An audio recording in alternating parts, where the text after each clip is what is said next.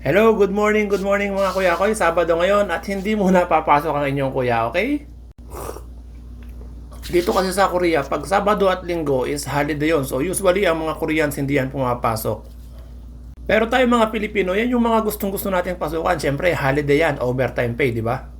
Pero nagdidepende pa rin yan sa company. Minsan, lalo kung production, pag kailangan ng production, papasukin ka talaga ng mga sadyang nimo. Pero kung low production, hindi ka papasukin kahit gusto mo.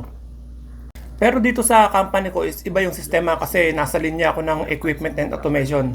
So bawat project kami yung nag-i-estimate kung gaano katagal namin kayang tapusin yung bawat project. Kunwari, ang isang machine tumatagal ng 3 months, 6 months, or minsan 2 weeks lang kaya namin tapusin.